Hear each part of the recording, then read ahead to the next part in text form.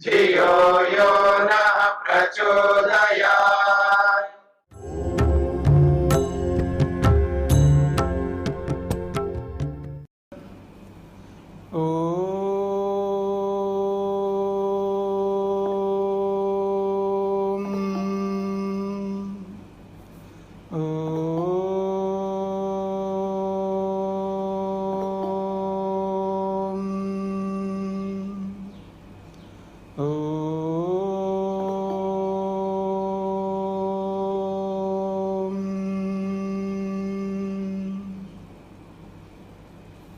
हाँ जी, पंचम वल्ली का प्रसंग चल रहा है। पिछले प्रसंग में हंसः शुचिषद वसु अंतरिक्षसद होता वेदिषत अतिथि दुरोणसत नृषद वरसद ऋतसद व्योमसद अब्जा गोजा ऋतजा अद्रिजा ऋतम बृहत, इस मंत्र को लेकर के विचार किया था। और बहुत ही महत्वपूर्ण मंत्र है। इस मंत्र के माध्यम से आत्मा की गति भी बताई गई है। आत्मा अपने अपने कर्मों के अनुसार अलग अलग योनियों में जाता है। जैसे अब्जा कहा है, पानी के अंदर जाके रहता है, अर्थात पानी में जो प्राणी रहते हैं उन योनियों में रह कर के वहाँ जन्म लेगा। ऐसा ऋतजा कहा, अलग अलग ऋतुओं में उत्पन्न होता है। आप देखेंगे अलग अलग ऋतुओं में अलग अलग कीड़े मकोड़े पता नहीं कैसे कैसे पैदा होते हैं। वेदिशत भी कहा है, पृथ्वी के अंदर भी आत्मा रहता है अलग अलग प्राणियों के रूप में। तो ऐसे अलग अलग योनि को लेकर के यहाँ पर चर्चा की गई है। तो आत्मा की अलग अलग गतियाँ हैं उसके अपने अपने कर्मों के कारण से, ये भी हमें समझना है। और केवल इतना ही नहीं समझना है, हाँ ये अलग अलग योनियाँ होती हैं अलग अलग कर्मों के कारण से, इतना नहीं समझना है। ये समझना है कि उन अलग अलग योनियों में हमें नहीं जाना है, ये समझना है मुख्य बात। अलग अलग योनियों में हमें नहीं जाना है, ये बहुत बड़ी बात है। और केवल नहीं जाना है ऐसा सोचना नहीं, ना ऐसी इच्छा करनी है। वैसे ही कर्म हमें करने होंगे जिससे हमें उन योनियों में जाना ना पड़े। तो आगे बढ़ते हैं। तीसरा श्लोक है, ऊर्ध्वं प्राणम उन्नयति अपानम प्रत्यगस्यति मध्ये वामनम आसीनम विश्वे देव उपासते। कहा जा रहा है ऊर्ध्वं प्राणम उन्नयति अपानम प्रत्यगस्यति, प्रत्यग और अस्यति, मध्ये वामनम आसीनम विश्वे देवाः उपासते। कहा जा रहा है ऊर्ध्वं प्राणम उन्नयति, हम जो है प्राण को अंदर लेते हैं, इनहेल करते हैं। ऊर्ध्वम का मतलब है अंदर की ओर। ऊर्ध्वम का सरल अर्थ होता है ऊपर की ओर। इसका अभिप्राय यह है कि हम प्राणों को अंदर लेते हैं। तो ऊर्ध्वम प्राणम उन्नयति, उन्नयति का मतलब है लेते हैं।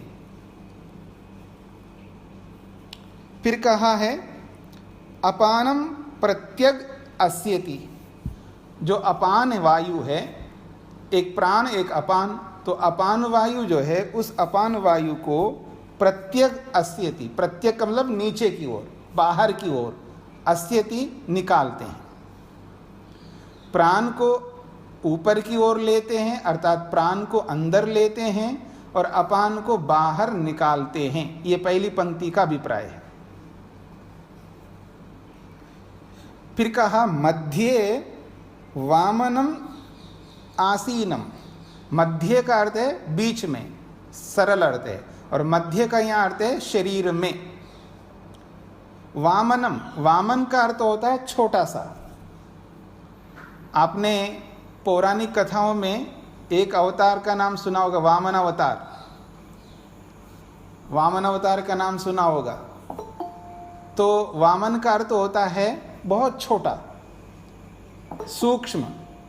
तो वामन का अर्थ यहाँ सूक्ष्म है, छोटा सा है।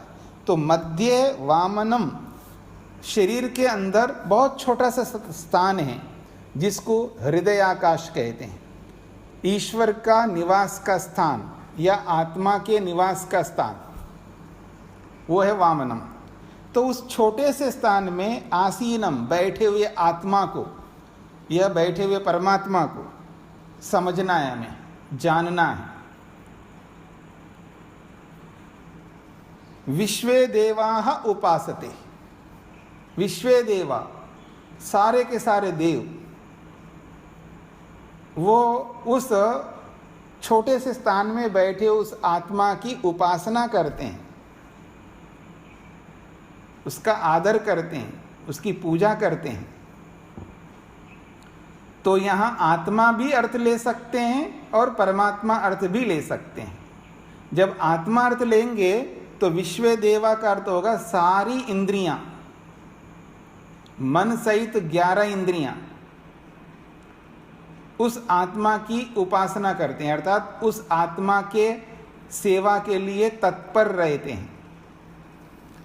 और सभी इंद्रियों को देव इसलिए कहते हैं क्योंकि ये देते हैं, ये लेते नहीं हैं, ये हमें दे ही रही हैं इंद्रियां।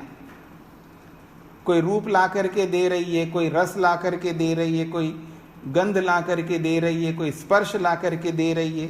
ये देने का ही काम करते हैं। तो देव उसको कहते हैं जो देता है। तो विश्वे देवा, विश्व शब्द का अर्थ संसार होता है, ब्रह्मांड होता है, पिंड होता है। तो पिंड भी होता है और ब्रह्मांड भी होता है। तो एक शब्द आप सुनते हैं बार बार, यथा पिंडे तथा ब्रह्मांडे, और यथा ब्रह्मांडे तथा पिंडे।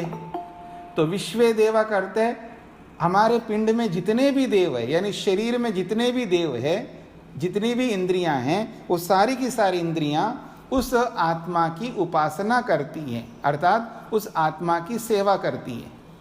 इंद्रियां उसके लिए तत्पर रहती हैं, उसके लिए कार्य करती हैं। इसका यह अभिप्राय है। जब आत्मा परक अर्थ लेंगे तो ये अर्थ होगा, और ईश्वर परक अर्थ लेंगे तो फिर पूरे ब्रह्मांड के जितने भी देव हैं वो सब उनकी उपासना करते हैं। और समस्त ब्रह्मांड के देव 2 प्रकार के हैं, एक जड़ देव एवं चेतन देव। वो सब उसी की आज्ञा का पालन करते हैं, उसी के आदेश का पालन करते हैं, ऐसा अर्थ लेना है। और यहां पर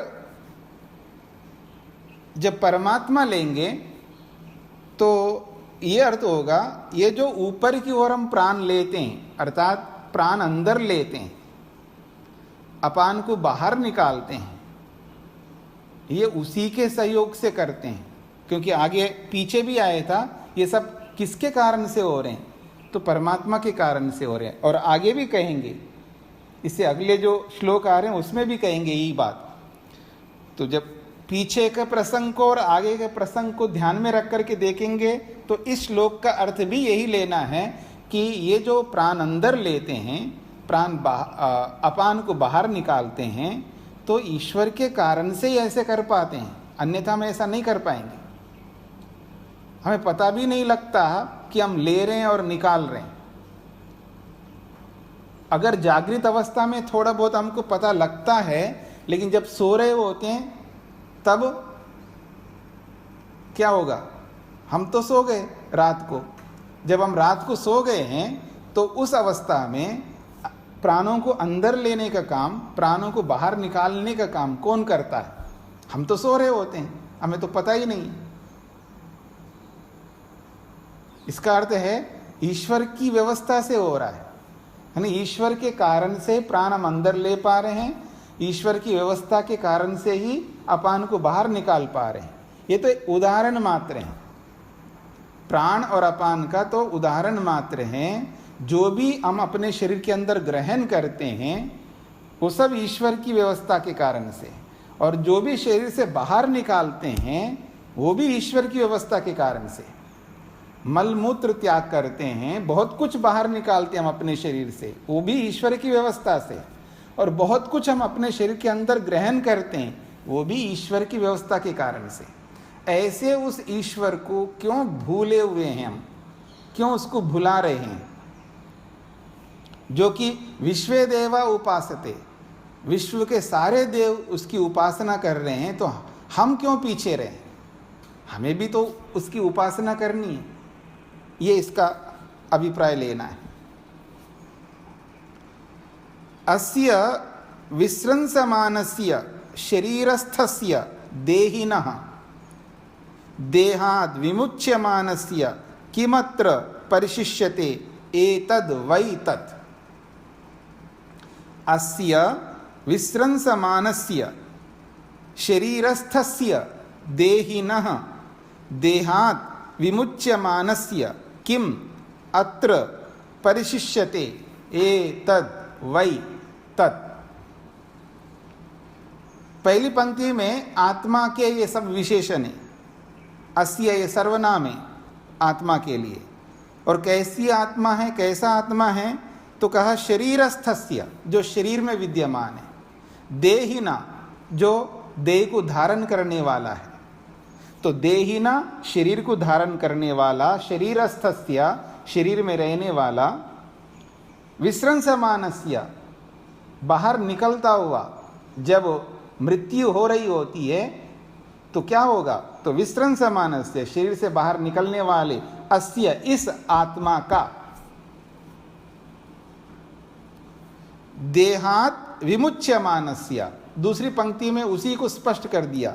देहात विमुच्यमानस्य, जब इस शरीर से मुक्त हो रहा होता है, शरीर से बाहर निकल रहा होता है, दो स्थितियों में बाहर निकलता है, या तो मृत्यु की स्थिति में या मोक्ष की स्थिति में।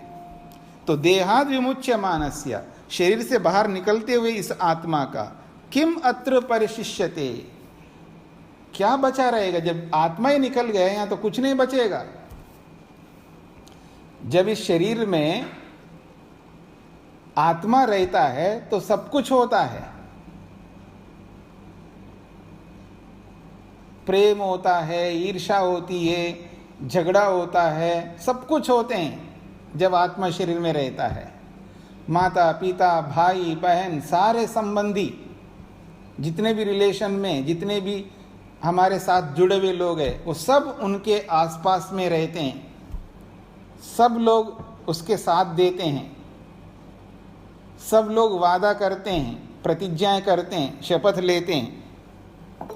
लेकिन जैसे ही विमुच्यमानस्य शरीर से बाहर निकलने लगता है तो किम अत्र परिशिष्यते, उस स्थिति में, उस खाली शरीर में, उस आत्मा रहित शरीर में किम परिशिष्यते, क्या बचा रहता है? कुछ नहीं बचा रहता है। इसलिए एतद् वै तद्, यही वो आत्मा है। जब वो शरीर से निकल जाता है तो कुछ नहीं बचा रहता है।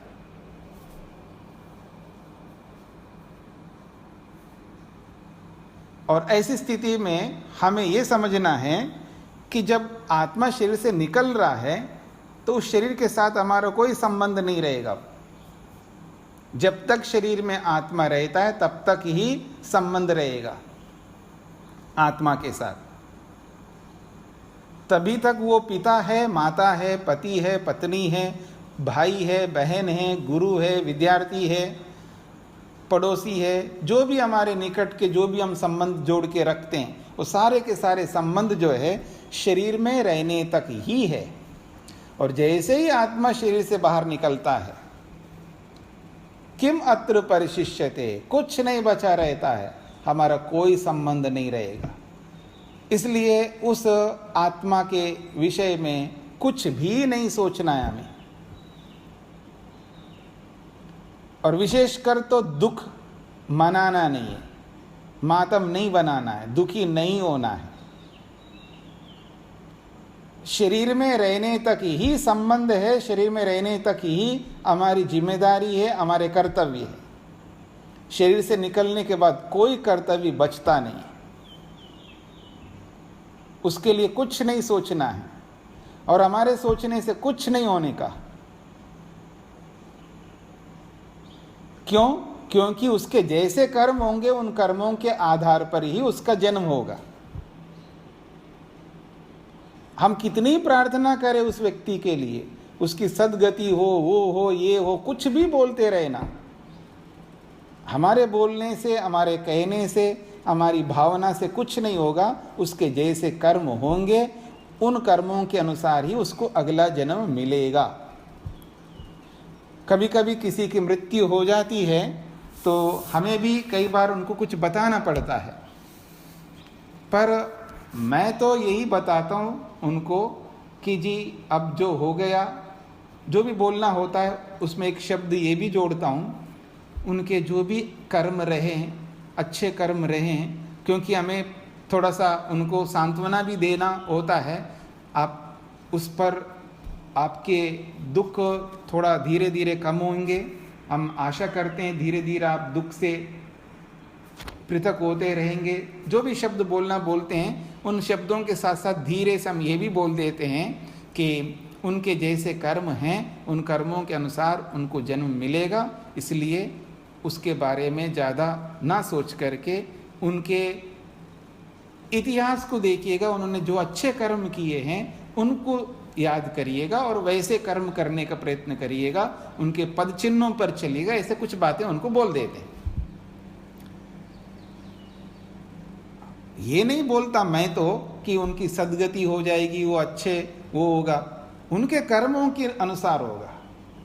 सामने वाले को निराश भी नहीं करना है, रूडली बात भी नहीं करनी है और असत्य भी नहीं बोलना है, ये भी ध्यान रखना है।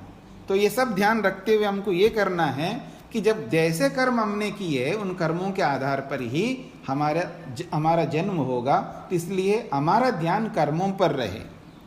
तो यही कहना चाह रहे हैं, शरीर से जब आत्मा मुक्त होता है, मृत्यु हो जाती है, किमत्र परिशिष्यति, यहाँ कुछ नहीं बचा रहता है, क्योंकि सब साथ में ले जाएगा। न प्राणेन न अपानेन मर्त्यो जीवति कश्चन, इतरेण तु जीवन्ति यस्मिन् एतौ उपाश्रितौ। तो इसके साथ जोड़ लीजिएगा जो पीछे जो प्रसंग आया था तीसरे श्लोक में और उससे भी पहले। तो कह रहे हैं न प्राणेन कश्चन मर्त्यः जीवति, कोई प्राण के कारण से जीवित नहीं है। जो हम सांस ले रहे हैं तो प्राण के कारण से हम जीवित है, ऐसा कोई ना समझ ले, ऐसी भूल मत कर ले कि हाँ मैं प्राणों के कारण से जीवित हूँ। इसलिए कह रहे हैं न प्राणेन कश्चन मर्त्यः जीवति, प्राण के माध्यम से कश्चन कोई मर्त्यः मनुष्य जीवति जीता है, यानी प्राण के कारण से जीता है ऐसा मत समझना। फिर कहा न अपानेन कश्चन मर्त्य जीवति, कोई ये समझे मैं अपान प्राण के कारण से जीवित हूं, ऐसा भी ना समझे। फिर कैसा समझना है?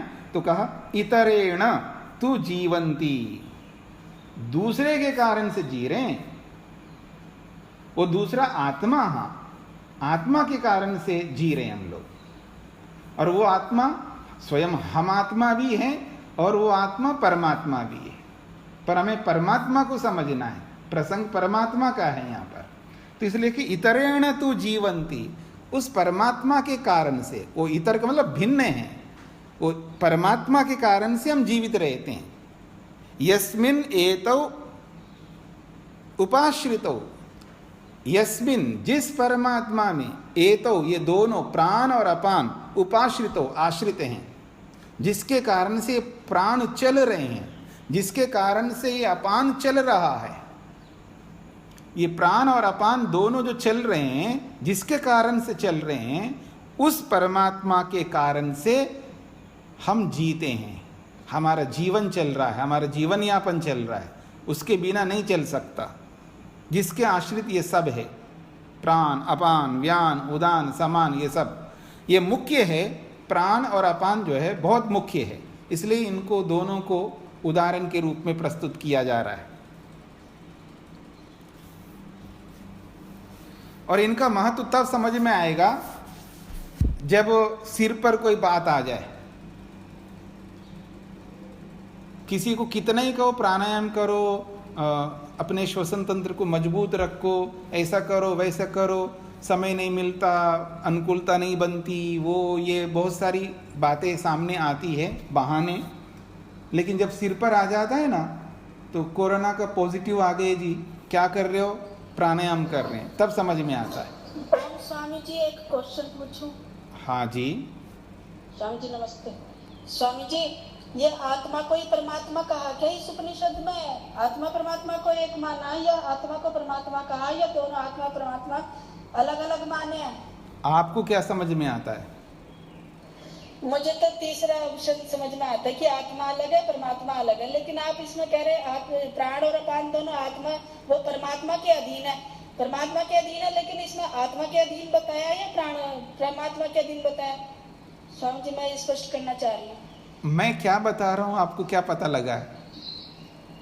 स्वामी जी आपने परमात्मा कहा अभी कि परमात्मा के अधीन है, परमात्मा के अधीन तो है ही सारा जगत, लेकिन इस आत्मा के शरीर में तो आत्मा के अधीन होता है ना कि आत्मा निकलेगी तो प्राणापान भी निकल जाएंगे।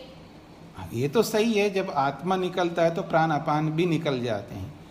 इससे आप क्या कहना चाहते हैं कि प्राण अपान आत्मा के अधीन है, ये कहना चाहते हैं? आप परमात्मा को भी बोल देते हो ना परमात्मा के अधीन है। नहीं, पहले देखिए, थोड़ा शांति रखिए। मैं ये कह रहा हूँ कि मैंने कहा परमात्मा के अधीन है, और आप कहना चाहते हैं जीवात्मा के अधीन, ऐसा आप कहना चाह रहे हैं? जी मैंने ऐसे ही माना है कि आत्मा की अलग अपनी सत्ता है, लेकिन है तो आत्मा भी इधर उधर परमात्मा के अधीन। देखिए, लेकिन अपनी सत्ता शरीर में अलग है आत्मा की। इधर उधर मत जाओ, केवल प्रश्न पर रहिए। मैं पूछना चाह रहा हूँ कि क्या आप प्राण और अपान जीवात्मा के अधीन हैं, ऐसा मानते हैं? जी। अच्छा, तो मैं बता रहा हूँ ये परमात्मा के अधीन है, तो इसमें कोई समस्या है? अगर परमात्मा के अधीन है ऐसा मानने से कोई समस्या आएगी? समस्या नहीं आएगी। मैं स्पष्टीकरण चाह रही थोड़ा सा कि आप आत्मा को ही परमात्मा कह रहे हैं स्वामी जी, या आप परमात्मा को अलग से ले रहे हो कि सारे सबका अधीन सब कुछ अधीन परमात्मा के, ये उस तरीके से आप ले रहे हैं?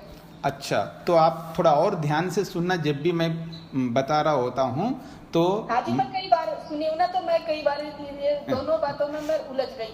अच्छा, ठीक है। ऐसा है, मैं कभी ऐसा नहीं कह सकता आत्मा और परमात्मा एक ही है, और आत्मा और परमात्मा को मैं कभी नहीं मिला सकता, दोनों की सत्ता अलग अलग है। मैं हमेशा यही बताता हुआ आ रहा हूँ, आगे भी यही बताऊँगा। यदि यहाँ पर आत्मा का अर्थ लेंगे तो भी सही है, और परमात्मा का अर्थ लेंगे भी सही है। इसका मतलब ये नहीं है मेरा कि आत्मा और परमात्मा एक ही है, मैं ऐसा कह ही नहीं सकता। दोनों की सत्ता अलग ही मानता हूँ, जैसा आप मानते हैं।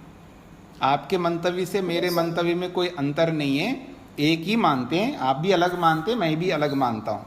तो जब आत्मा परक अर्थ लेंगे तो ये अर्थ होगा, परमात्मा परक अर्थ लेंगे ये अर्थ होगा। ये बता रहा था मैं जी।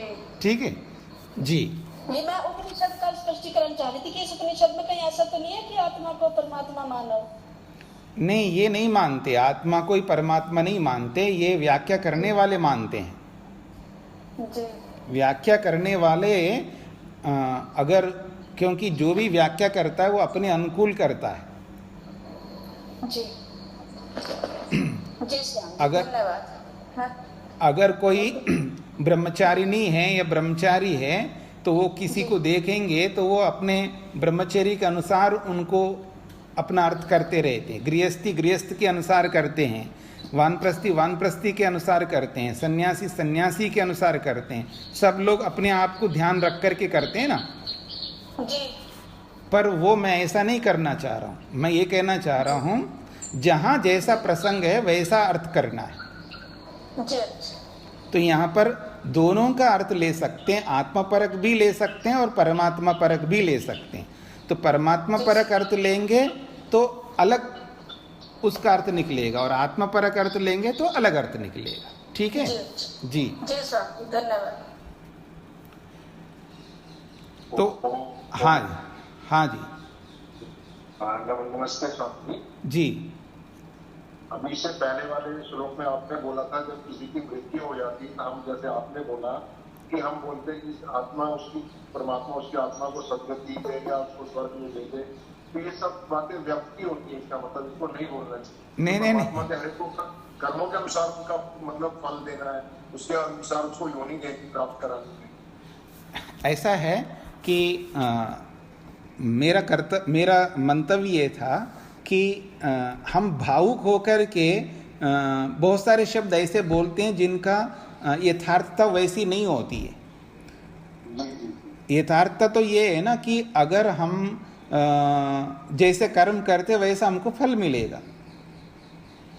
ठीक है, जैसा कर्म हम करते हैं वैसा फल मिलेगा। तो जिसकी मृत्यु हुई है उस व्यक्ति को हम अच्छी तरह समझते हैं, तो हमको पता है इन्होंने बहुत नेक कर्म किए हैं और बहुत अच्छी गति इनकी होगी, यानी अच्छा मनुष्य बनेगा, जो भी अगर हमको लगता है तो हम ये भी सांत्वना दे सकते हैं उनको, चिंता मत करना, आपको दुखी नहीं होना है, ये तो संसार का नियम है, इन्होंने बहुत अच्छे कर्म किया, परोपकार किया, सारी दुनिया जानती इनके बारे में, ये अच्छे शरीर को प्राप्त करेंगे, ऐसा आप बता सकते, इसमें कोई बात नहीं है। लेकिन जिसके बारे में हमको कोई जानकारी नहीं है, ठीक है ना, जिसके बारे में हमें कोई जानकारी नहीं है, केवल यही जानकारी है जैसे उदाहरण के लिए अभी हमारे क्लास में जितने लोग जुड़े हैं और उन सबको केवल इसके माध्यम से मैं जान रहा हूँ, और भविष्य में कभी किसी का भी मान लीजिए मेरे आश्रम का ही कोई व्यक्ति कल को मर जाए तो मैं आपको बोलता हूँ कि जी हमारे आश्रम में एक आदमी मर गए हैं इसलिए आज पाठ नहीं होगा। अब उस व्यक्ति को तो आप जानते नहीं हैं, उसके बारे में जब दो वचन आप अगर व्यवहारिक दृष्टि से बोलोगे तो क्या बोलोगे?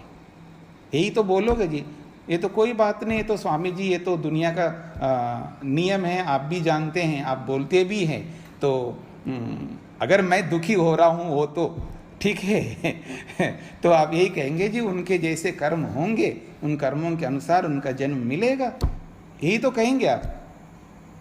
या ये कहोगे उनकी सद्गति हो जाए और उनकी परमात्मा से हम प्रार्थना करते हैं उनकी अच्छी गति हो जाए। कैसे हो जाएगी अच्छी गति?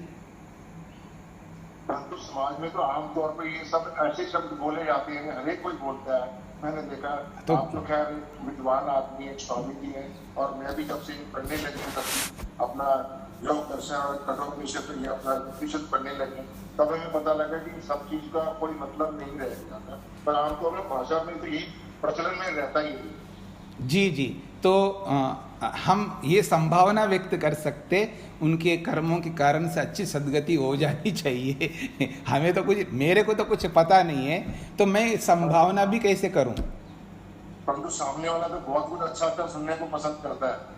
अब सामने वाला क्या पसंद करता है उसके हिसाब से तो मैं नहीं चल सकता हूँ ना, मैं नहीं चल सकता। हाँ, अगर सामने वाला तो बहुत कुछ अपेक्षा रखता है, एक्सपेक्टेशन उसका बहुत हाई लेवल का रहता है ना, तो मैं वैसा तो नहीं, उसके अनुसार मैं व्यवहार नहीं कर सकता, मेरे को तो यथार्थ व्यवहार करना है।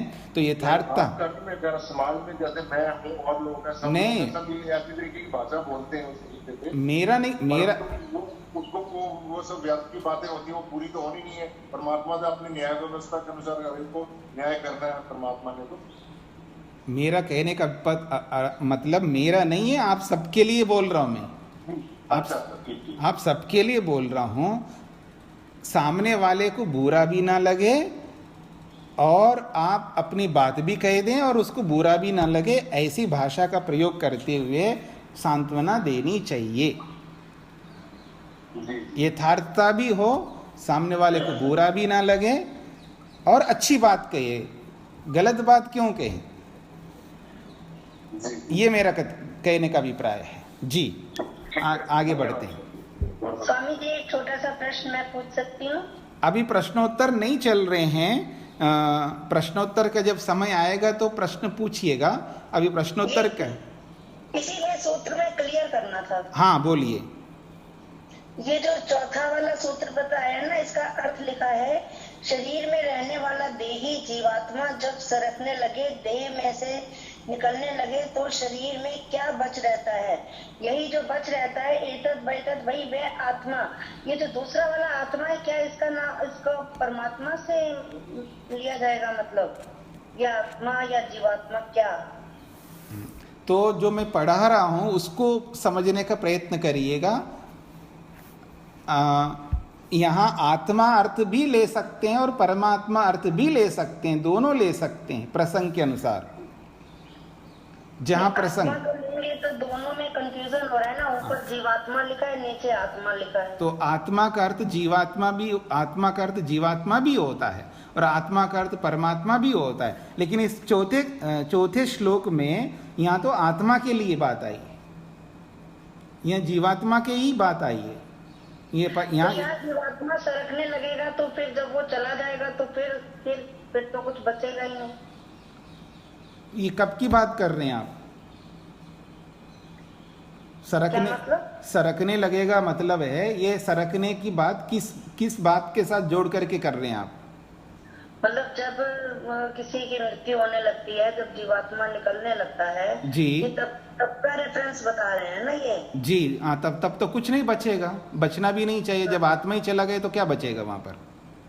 तो पर इसमें लिखा है ना, यही जो बच रहता है वही आत्मा है। ये मतलब कंफ्यूजन कर रहा है। अगर उसका कंफ्यूजन लगता है तो इस कंफ्यूजन को दूर करने के लिए तो अध्यापक होता है ना जी। वही तो पूछ रही हूँ। मैं वही बता रहा हूँ आपको, क्योंकि अध्यापक जो होता है, पुस्तक तो आपके पास भी है और अध्यापक के पास में भी है। अध्यापक केवल जो है, जो पुस्तक में लिखा हुआ है और उसमें जो बात आपको पकड़ में नहीं आ रही होती, उसी को समझाने के लिए होता है जी। तो वही मैं समझा रहा हूं, तो उस समझाने को आप पकड़ने का प्रयत्न करिएगा। वहां क्या लिखा है उस शब्द को मत देख करके, उस शब्द का अर्थ जो बता रहा हूं, उसका अभिप्राय जो बता रहा हूं, उसको आपको समझना है। जो बचा रहता है, जो मुर्दा शरीर है, उसको आत्मा लिखने वाले भी नहीं कह सकता जी। क्या जो मुर्दा शरीर है उसी को आत्मा कह रहा हो, ये लिखने वाले लेखक, ऐसा तो नहीं कह सकता है ना। ना। तो जब बस इसलिए उसका अभिप्राय आपको समझना है जो मैं बता रहा हूं। जी, चलें, समझ में आ गया? जी आ गया जी। अगला श्लोक है, हंता त इदं प्रवक्ष्यामि गुह्यं ब्रह्म सनातनम यथा च मरणं प्राप्य आत्मा भवति गौतमा। गौतमा शब्द जो है नचिकेता के लिए संबोधन के रूप में कहा है, यानी गौतम गोत्र में उत्पन्न होने के कारण से उसको गौतम कहा जा रहा है।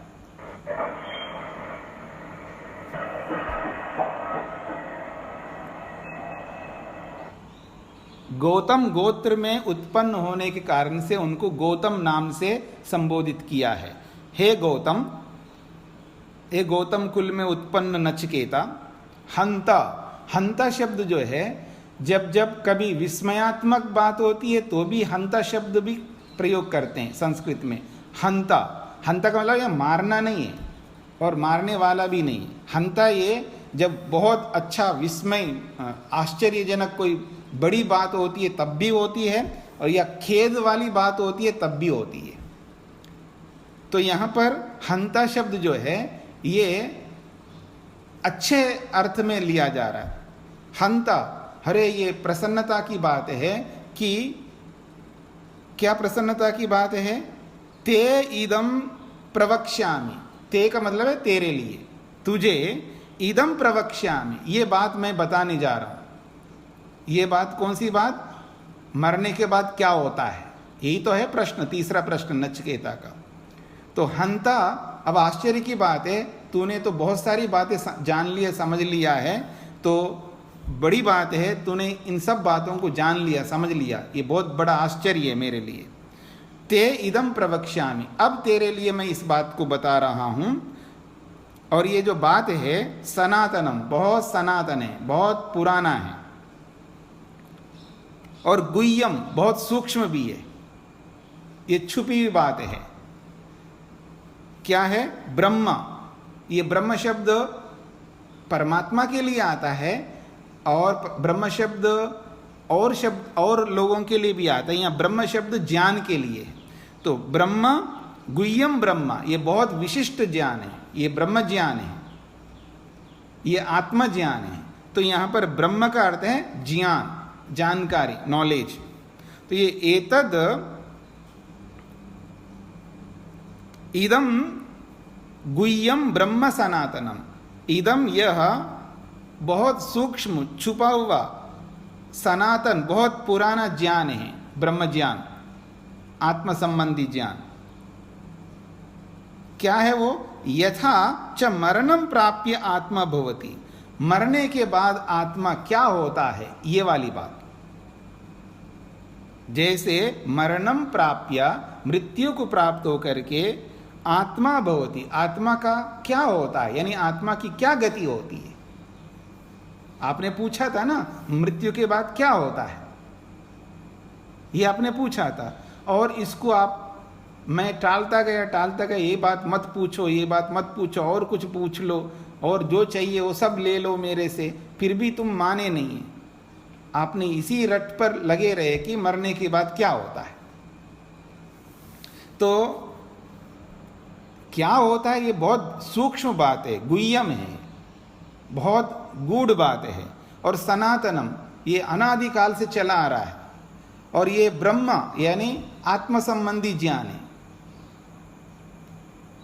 यथा जैसे कि मरणम प्राप्य, मृत्यु को प्राप्त होने के बाद आत्मा भवति, आत्मा का क्या होता है, ये बात। ये गौतम सुन लो, अब मैं बताने जा रहा हूं, ये अगले श्लोक में बताएंगे। योनिम अन्ये प्रपद्यन्ते शरीरत्वाय देहिनः स्थानुमन्ये अनुसंयन्ति यथा कर्म यथा श्रुतम। कहते हैं अन्ये योनिम प्रपद्यन्ते, अन्य का मतलब कुछ आत्माएं, योनिम प्रपद्यन्ते मनुष्य शरीर को प्राप्त होते हैं।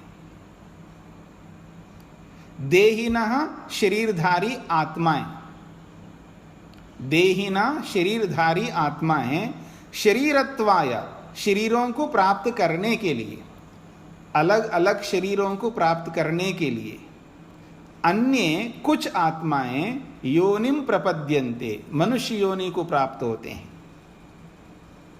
फिर दूसरी पंक्ति में कहा अन्य कुछ और आत्माएं स्थानुम, स्थानु मतलब स्थावर योनि, स्थानुम अनुसयन्ति स्थावर योनि को प्राप्त होते हैं। स्थावर का मतलब है जो स्टिल एक ही जगह रहना है, जैसे वृक्ष है एक ही जगह रहेंगे, वो हिलते नहीं डुलते नहीं, गमन नहीं कर से गति नहीं कर सकते। तो स्थानुम का मतलब है जो स्थिर रहने वाले, जो है जितनी भी योनियां हैं जो स्थिर एक ही जगह रहते हैं। तो स्थानुम अन्य अनुसयन्ति, कुछ आत्माएं जो है स्थानु स्थावर योनि को प्राप्त होते हैं। क्यों ऐसा होते हैं? तो कहा यथा कर्म यथा श्रुतम, यथा कर्म जैसे जैसे उनके कर्म होते हैं, अपने अपने कर्मों के कारण से वो जाते हैं। क्यों अपने अपने कर्मों के कारण से जाते हैं? बहुत बड़ी बात कही है, यथाश्रुतम जैसा जैसा उनका ज्ञान था। श्रुतम का मतलब है सुना, उन्होंने जानकारी प्राप्त किया। तो यथाश्रुतम का मतलब जैसा जैसा उनका ज्ञान था, अब अपने ज्ञान के अनुसार ही तो कर्म करेंगे। मैं कितना ही बताऊं आपको, नहीं मानेंगे आप मेरी बात को। आप अपने ज्ञान के अनुसार कर्म करिए। बाबा जी ऐसे बोलते रहेंगे, इनका काम ही बोलना है और क्या काम है, इसलिए हमको जो करना है वही करेंगे, इसलिए आप वही करोगे। तो जैसा आपका ज्ञान है आप वही करोगे। तो कह रहे हैं यथाश्रुतम, जैसा आपका ज्ञान है अपने ज्ञान के अनुसार ही आप कर्म करोगे। तो यथा कर्म जैसे जैसे कर्म आपके होंगे, उन कर्मों के आधार पर या तो मनुष्य शरीर को प्राप्त हो जाएंगे यदि अच्छे कर्म होंगे तो, और अच्छे कर्म कम हो जाएंगे तो स्थानु स्थावर योनि को प्राप्त करेंगे। हाँ, आपको ऐसे शरीर, ऐसा योनि में भेज दिया जाए, बड़े बड़े पेड़ होते हैं जी, बहुत सालों पुराने, एक पेड़ पता नहीं सालों से पड़ा एक जगह। आप कभी सैन फ्रांसिस्को जाना, वहाँ पर केवल उनको देखने के लिए जाते हैं। बहुत बड़े बड़े पेड़ हैं, इतने मोटे मोटे पेड़ हैं, और पता नहीं कितनों सालों के, वहाँ लिखा रहता है इतना मोटा है। वहाँ उनका पैरामीटर अलग प्रकार का होता है कि उसमें परतें होती हैं, इतने परत हैं तो इतने साल पुराना है ये पेड़। तो इतने मोटे मोटे पेड़ हैं और इतने लंबे लंबे पेड़ हैं, मेरा गर्दन तो ऐसे थक गया ऐसे देखते हुए ऊपर तक, ऐसे ऊपर तक जाते जाओ ओ बहुत ऊंचा है। ऐसे ऐसे पेड़ है, और ऐसे पेड़ में अगर मिल गया हमको, पड़े रहे ना एक ही जगह। मनुष्य शरीर में तो 100 साल है, कुत्ते गधे के शरीरों में, कुत्ता गधा घोड़ा, उनमें तो किसी में 10 साल, किसी में 15 साल, किसी में 20 साल, किसी में 25 साल, किसी में 100 साल, किसी में 5 साल, किसी में 1 साल, किसी में 6 महीने, किसी में 1 महीना, किसी में 1 दिन, किसी में कुछ घंटे, किसी में कुछ मिनट। हाँ, याद रखना, ऐसी ऐसी योनियां हैं। और जब ये स्थानुमन्य प्रपद्यन्ते का मतलब है कि ऐसे ऐसे वृक्षों में अगर हमको जन्म मिल जाए ना, बस पूछिएगा नहीं, हजारों साल तक, हजारों साल पुराने पेड़ हैं वहां पर। अरे पड़े रहना पड़ेगा एक ही पेड़ में, ना हिलना ना डुलना ना कुछ नहीं, एक जगह स्थिर होकर के रहना। कितना दुख है, देख लेना।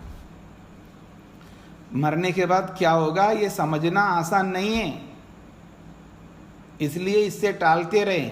ये तो हाँ ठीक है ना जी, मरने के बाद कोई किसी में जाता, कोई किसी में जाता, हमको क्या लेना देना है, हमारा थोड़ा काम है। इसलिए आदमी कभी समझ में नहीं आता। पर डर सबसे ज्यादा उसको लगता है जो इसको समझना चाहता है। मेरी बात को पकड़ने का प्रयत्न करना।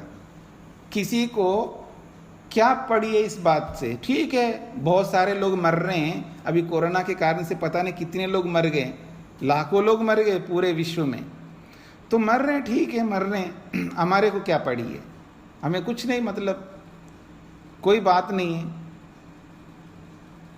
हमें तो डर ही नहीं लग रहा है, मृत्यु से डर ही नहीं लग रहा है। मृत्यु के बाद क्या होगा उसको लेकर के हमारे मन में कोई डर नहीं है, और डरना बहुत जरूरी है। अब मैं थोड़ा सा अलग ढंग से बात कर रहा हूं, अलग अपेक्षा से बात कर रहा हूं। वैसे नहीं डरना होता तो किसी बात को लेकर के नहीं डरना, पर यहां मृत्यु से तो डरना है। जो व्यक्ति मृत्यु और जन्म से जितना ज्यादा डरेगा उतना ही आगे बढ़ेगा। इस बात को समझने का प्रयत्न करना। जो व्यक्ति मृत्यु से और जन्म से जितना अधिक डरेगा उतना ही आगे गति कर पाएगा, और जो जिसको डर ही नहीं लगता वो तो कुछ नहीं कर पाएगा। अच्छे कर्म करने में नहीं डरो, न्याय करने में मत डरो, सत्य बोलने में मत डरो, वो अलग है, वो अलग प्रसंग है। पर इस प्रसंग में मृत्यु से जन्म से तो बहुत अधिक डरना है। इसलिए मर जाऊंगा तो मेरी क्या गति होगी उसको लेकर के जब तक डर नहीं पैदा होगा हमारे मन में, तब तक हम अच्छे कर्म कर ही नहीं सकते। कोई कितना ही बोलता रहेगा, बोल बोल करके वो थक जाएगा, पर हम ठस से मस नहीं होंगे। हम वो ही करेंगे जैसा हमारी जानकारी होगी, पूरी अविद्या से ग्रस्त हम रहेंगे और वैसे ही कर्म करते जाएंगे, किसी की बात नहीं सुनेंगे, तो गति हमारी बहुत दुर्गति तक पहुंच जाएगी। इसलिए कहा जा रहा है मृत्यु से और जन्म से डरना है हमको। इसलिए उससे डरते हैं तो हमको बहुत डर लगेगा कि अगर मर जाऊंगा तो अगला जन्म क्या होगा मेरा। तो यही कहना चाह रहे हैं, कुछ आत्मा जो है वो मनुष्य शरीर को प्राप्त होते हैं, कुछ आत्मा हैं स्थाणु शरीरों को प्राप्त होते हैं। यथा कर्म यथा श्रुतम, जैसे जैसे उनके कर्म हैं और वो कर्म भी जैसे जैसा उनका श्रुतम ज्ञान है। श्रुतम शब्द का सुना हुआ अर्थ ऐसा भी आता है। श्रुतम मतलब सुना, केवल सुना अर्थ भी इसका नहीं लेना है। इसका अर्थ ज्ञान लेना है। यदि आप योग दर्शन पढ़ेंगे तो वहाँ श्रुतम शब्द आया है, तो वहाँ ज्ञान अर्थ लिया जाता है। तो इस दृष्टिकोण से यहाँ यथाश्रुतम का मतलब जैसा जैसा हमारा ज्ञान है और अपने ज्ञान के अनुसार ही हम कर्म करते जाएंगे, और जैसे कर्म होंगे उन कर्मों के आधार पर ही हमको योनियाँ मिलेंगी।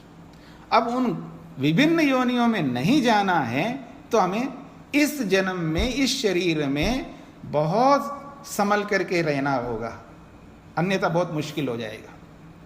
यह येष सुप्तेषु जागर्ति कामं काम पुरुषो निर्मिमाण तदेव शुक्रम तद ब्रह्म तदेव अमृतम उच्यते तस्मिन् लोकाः श्रिताः सर्वे तदु नात्येति कश्चन एतद् वैतद्। अब आत्मा के बारे में बता करके अब परमात्मा के बारे में बता रहे हैं। यानी 7वें श्लोक में तो आत्मा के बारे में बताया, जीवात्मा अलग अलग योनियों में जाता है।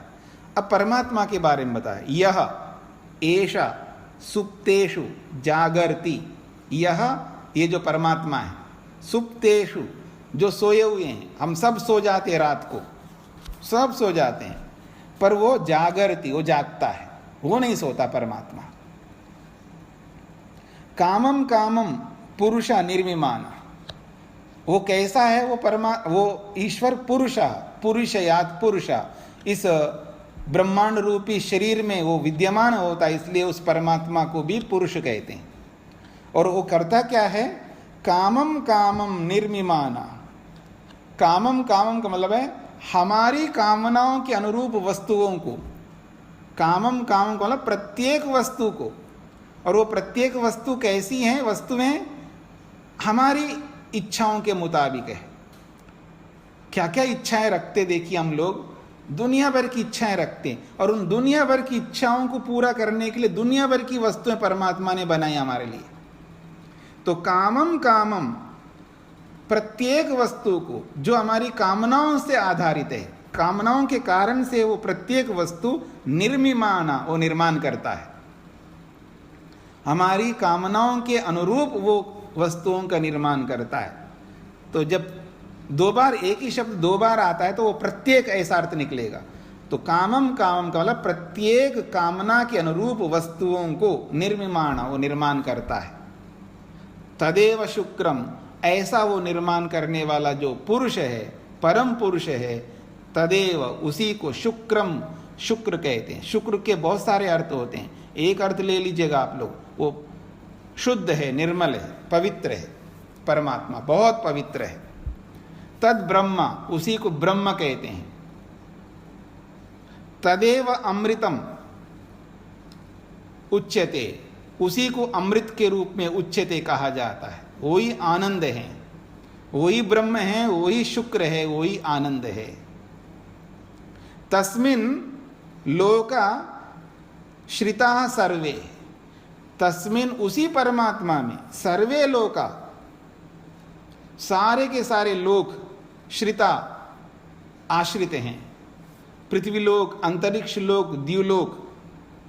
तो लोक शब्द का एक अर्थ ये है, और लोक का अर्थ मनुष्य भी होता है। लोक का अर्थ सभी योनि, यानी शरीरधारी आत्माएं, जितनी भी शरीरधारी आत्माएं हैं, इन सबको भी लोक शब्द से बोला जाता है। तो कहा जा रहा तस्मिन् सर्वे लोका आश्रिता, उसी परमात्मा में सारी योनियों में रहने वाले आत्माएं, सभी शरीरधारी आश्रिता, उसके आश्रित हैं, उसके बिना कुछ नहीं हो सकता। इसलिए करें तद उ, इसलिए तद उस परमात्मा को, उ निश्चित रूप से, कश्चन कोई भी, न अत्येति उल्लंघन नहीं कर सकता। तद उस परमात्मा को उ निश्चित रूप से, कश्चना कोई भी आत्मा, न अत्येति उल्लंघन नहीं कर सकता। उल्लंघन का मतलब समझते हैं? उल्लंघन का अर्थ ये होता है उसकी कर्मफल व्यवस्था का उल्लंघन करके, नहीं मैं नहीं मानता, मैं तो मनुष्य बनूंगा, ऐसे नहीं कर सकते आप। मैं नहीं मानता, मैं तो लंबा बनना चाहता हूं, आनंद जी की तरह लंबे बन जाओ, नहीं बन सकते। किसी की तरह गोरे बन जाओ, नहीं बन सकते। अपनी मर्जी नहीं चलेगी, ईश्वर का उल्लंघन कोई नहीं कर सकता है। हम तो अपनी माता पिता की बातें कई बार नहीं मानते, उनका उल्लंघन करते हैं। हाँ, आप कुछ भी सोचो, मैं तो ये तो ले लूँगा, बेटा बोलता है मैं तो यही खरीद लूँगा, आप मानो ना मानो, वो तो उल्लंघन कर सकता है। पति पत्नी, भाई बहन, गुरु विद्यार्थी सब एक दूसरे का उल्लंघन कर सकते हैं, लेकिन हम सब परमात्मा का उल्लंघन कभी नहीं कर सकते हैं। इसलिए कहा जा रहा है तद, उस परमात्मा का, वो निश्चित रूप से कश्चना, कोई भी व्यक्ति, न अत्येति, कोई उल्लंघन कर ही नहीं सकता। एतद वै तद, यही वो है परमात्मा जिसका हम उल्लंघन नहीं कर सकते, जिसके आश्रित हम सब लोग हैं। कभी मत भूलना, जिसके आश्रित है उसको हम धोखा ना दें। जिसकी थाली में बैठ के खा रहे हैं या जिसकी थाली में खा रहे हैं, उसी में छेद मत करना। कर लोगे अभी, लेकिन बाद में बहुत पश्चाताप करना पड़ेगा। इसलिए ये कहना चाहते हैं कि उसका उल्लंघन मत किया करो, उनके नियमों का, उनके विधि विधान का उल्लंघन नहीं करना। जो भी विधि विधान बनाए गए हैं, जो विधि करो और जो निषेध ना करो, उसका जितना अधिक हम पालन करेंगे उतना ही आगे हमें मृत्यु और जन्म से बचने का रास्ता मिल जाएगा। ये इसका अभिप्राय है। तो अब पूछिएगा, जिनका प्रश्न है वो पूछना चाहते हैं। पहले मेरे पास जो प्रश्न आए हैं उनको मैं पहले बता दूं।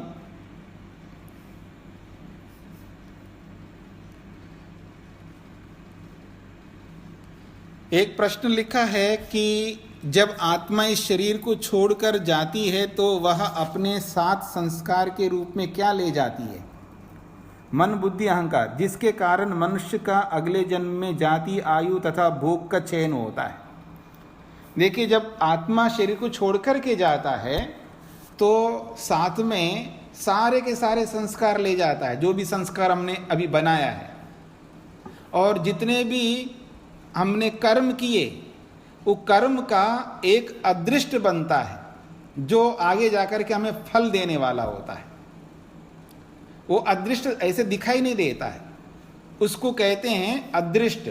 अदृष्ट का मतलब है जो कर्म तो क्रिया होता है ना, जैसे क्रिया होती है, हमने जैसे मैं बोल रहा हूं, ये क्रिया है, बोलने की क्रिया तो समाप्त हो गई। जैसे मैं ओम, अब रुक गया, तो वो ओम बोलने की क्रिया तो समाप्त हो गई।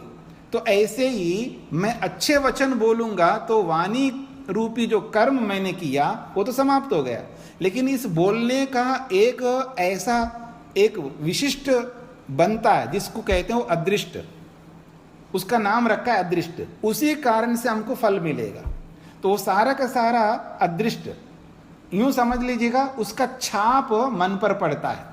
अच्छे कर्म का या बुरे कर्म का एक छाप पड़ता है, उसको भी संस्कार कहते हैं। और एक कर्मों का अलग छाप पड़ता है जो फल देने वाला है। उस कर्मों का छाप जो अलग से पड़ता है उसका नाम है अदृष्ट, वो भी मन के साथ रहता है। और जो हमारे मन के अंदर अविद्या भरी हुई है वो अविद्या भी मन के साथ। ये सब जब आत्मा छोड़ करके जाता है तो मन के अंदर रहने वाले ये संस्कार, फल देने वाले कर्म और अविद्या, मन बुद्धि अहंकार, सारी इंद्रियां, ये सब आत्मा के साथ जाते हैं और जहां जो जैसा शरीर मिलेगा वहां पर जाकर के ठहर जाते हैं। ये इसका समाधान है। एक अगला प्रश्न है, आपने आत्मा का स्थान बताया लेकिन मन बुद्धि अहंकार का स्थान शरीर में कहाँ है, ये भी बताइए। तो मैंने पीछे भी बोला था कि जहां आत्मा रहता है ना शरीर में, वहीं पर बुद्धि रहती है, मन रहता है, अहंकार रहता है, सारे साधन वहीं आत्मा के इर्द गिर्द ही रहते हैं। उनका रहने का अलग स्थान और आत्मा का अलग स्थान नहीं होता है। हाँ, ये समझ लीजिएगा। अहंकार, मन और बुद्धि, जो अंतःकरण जिसको बोलते हो ना आप, ये आत्मा के इर्द गिर्द ही रहते हैं ये तीनों। फिर मन जो है नेत्रादि इंद्रियों को जब प्रेरणा देगा तो नेत्रादि इंद्रियों का जो संपर्क है वो मन के साथ सीधा रहता है। अगर ये जो गोलक है हमारे, इन गोलकों के साथ में भी वो इंद्रियां रह सकती हैं, अथवा उनका जो संपर्क है वो इंद्रियों का मन के साथ में वहां पर भी रह सकती, मन के पास में भी रह सकती है, गोलकों में भी रह सकती। तो गोलकों में रहती हैं तो उनके सीधा सीधा संपर्क मन के साथ रहता है। तो गोलक से लेकर के जहां भी आत्मा है और उसके पास मन है वहां तक उनका संपर्क रहता है, जिसको ज्ञान तंतु कहते हैं। दो प्रकार की तंतु होती हैं, ज्ञान तंतु और कर्म तंतु। जो ज्ञानेंद्रियां हैं वो ज्ञान तंतुओं के माध्यम से मन के साथ जुड़ती हैं, और कर्म तंतु जो होती हैं वो कर्म करने वाली कर्मेंद्रियां हैं, वहां से लेकर के गोलकों के साथ से लेकर के जहां पर मन रहता है वहां तक उनका संपर्क रहता है। बाकी मुख्य रूप से ये जो मन, बुद्धि और अहंकार है वो आत्मा के बिल्कुल इर्द गिर्द ही रहते हैं तीनों, ऐसे समझ लीजिएगा। एक अगला प्रश्न किया है, आपने कहा कि आत्मा शुद्ध बुद्ध और निर्लेप है, परंतु जब कोई अच्छा या बुरा कर्म शरीर से होने वाला होता है तो उसकी जानकारी आत्मा को मन तथा बुद्धि द्वारा मिल जाती है। इससे यह सिद्ध होता है कि आत्मा ही हर कर्म के लिए जिम्मेदार है। इसलिए हम यह नहीं कह सकते कि शरीर से किए गए कर्मों के लिए केवल इंद्रियां ही जिम्मेदार है। इसमें आत्मा का मुख्य रोल है। हाँ, तो बिल्कुल सही है, मुख्य रोल तो आत्मा ही है। आत्मा की प्रेरणा से ही अच्छे या बुरे कर्म होते हैं, तो जिम्मेदार तो आत्मा ही होता है। केवल इंद्रियों के लिए कोई नहीं कह सकता, और मैं भी नहीं बोला और ना बोल सकता हूँ। जिम्मेदार तो आत्मा ही है। आत्मा कराता है, वो करते हैं। आत्मा खुद नहीं करता, ये मैंने बोला है। आत्मा अपने आप कुछ नहीं करता, वो दूसरों से करवाता है, ये बात बोलिए। और अभी भी बोलता हूं कि आत्मा ज्ञानेंद्रियों से, कर्मेंद्रियों से, मन से, बुद्धि और अहंकार से करवाता है, और वो ही करते हैं, पर उनके किए हुए उन सब कर्मों का जिम्मेदार आत्मा है। इसलिए उसी को सुख या दुख को भोगना पड़ता है, ये समझ लीजिएगा। हाँ जी, यहाँ आए हुए प्रश्नों का समाधान तो हो गया। अब आप कोई प्रश्न करना चाहे तो कर सकते हैं। हाँ जी। ओम स्वामी जी, वैसे बोला जाता है कि जब आत्मा, जीवात्मा जो है मोक्ष में जाता है तो आनंद की प्राप्ति होती है जी, और जब जीवात्मा अपना सो रहा होता है तब भी उसको आनंद की प्राप्ति होती है जी, सुषुप्ति में जब होता है जी। और जब आदमी, अब सुषुप्ति में जब का मतलब जब बेहोश होता है, तो उसे जब बेहोश होता है तो उसमें आनंद की प्राप्ति होती है क्या? नहीं, किसी को चोट लगी, बेहोश हो गया, तो तब भी वो आनंद की प्राप्ति कर रहा होता है कि नहीं कर रहा होता? नहीं, आपने दो बातें कही ना। एक है जब मुक्ति में जाता है तो मुक्ति का आनंद होता है, वो ईश्वर का आनंद होता है। और जब सुषुप्ति का मतलब है निद्रा, जब अच्छी नींद में जाता है आत्मा, तब जो आनंद मिलता है वो ईश्वर का आनंद नहीं होता है, वो प्रकृति का होता है। ठीक है, ये दूसरी बात है। अब आपने एक तीसरी बात बीच में कही है, जब किसी को चोट लग जाता है या किसी कारण से बेहोश हो जाता है या कोई कोमा में चला जाता है, जिसको बेहोश किया जाता है ऑपरेशन के समय, उस समय आत्मा का संपर्क शरीर के साथ छूट जाता है। मतलब वो ऐसा इंजेक्शन, ऐसी दवाई दे करके वो आत्मा को शरीर के जो संपर्क है, या यूं कहना चाहिए सुख और या दुख अनुभव करने का जो संपर्क है, उसको तोड़ देते हैं वो। तो उस स्थिति में आत्मा को न सुख होता है न दुख होता है, वो बेखबर रहता है, उसको कुछ नहीं पता लगता है। वो तीसरी अवस्था है।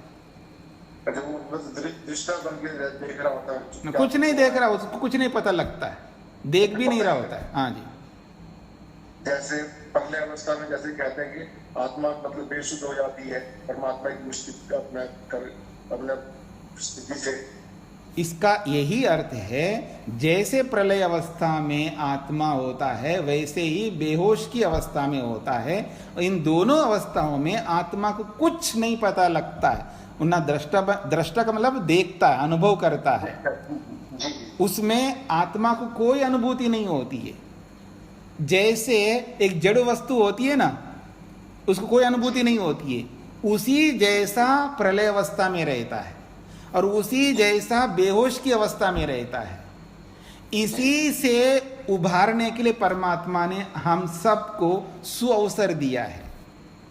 जैसे कोई आदमी वैसे पड़ा हो, ठीक है ना, उसको कोई सुध बुध नहीं हो रहा है, और आप में से कोई भले आदमी जाकर के उनको ये अनुभूति करा दे, देख आप ऐसे पड़े हो, आपको बहुत सुख मिल सकता है, ऐसा कर लो, तो उसको आपने उपाय बता दिया या कुछ सहयोग हेल्प कर दिया तो वो करने लग जाएगा, तो उसको बड़ा सुख मिल जाएगा। अगर आपने ऐसे नहीं किया, ऐसे पड़ा है उसको बेखबर, तो परमात्मा ने हम पर इतना उपकार किया है। अगर वो सृष्टि नहीं, बहुत सारे लोग प्रश्न करते हैं क्यों परेशान कर रखा है हमको भगवान ने, बिना मतलब ये सृष्टि नहीं बनाते, इतने पापड़ पेलने नहीं पड़ते। भले आदमी अगर भगवान संसार नहीं बनाता तो हमें एज ए जड़ नॉन लिविंग थिंग की तरह बेखबर होकर के पड़े रहते, और वो अत्यंत हानिकारक है। जब हमारे में सामर्थ्य है सुख लेने का, हमारे में सामर्थ्य सुख लेने का, अपनी अनुभूति करने का, अपने चेतनत्व का प्रयोग करने का सामर्थ्य है, उस सामर्थ्य को परमात्मा ने देखा ये तो अच्छा अनुभव कर सकता है, सुखी हो सकता है ये आदमी, और पड़ा ऐसे बेखबर होकर के। इसलिए परमात्मा ने हम पर कृपा किया है, उपकार किया है और करता ही रहेगा, इसलिए सृष्टि बनाई है। और फिर ये भी उसने किया है कि वो भी, उसका स्वभाव भी तो न्याय स्वरूप है ना, न्यायकारी है। ऐसे मुफ्त में तो मैं नहीं दे सकता, तो एक काम किया, इसके पास सामर्थ्य भी है सुख को भोगने का, इससे कर्म करवाता हूं और कर्म करके सुख दूंगा, ऐसी व्यवस्था कर दी, ऐसे समझ लीजिएगा।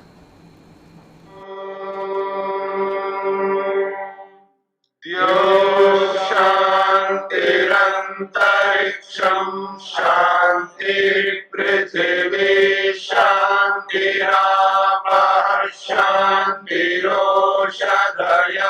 शांतिः वनस्पतयः शांतिर्विश्वे देवाः शांतिर्ब्रह्म शांति सर्वं शांति शांतिरेव शांति शामा शांतिरेधि। ओम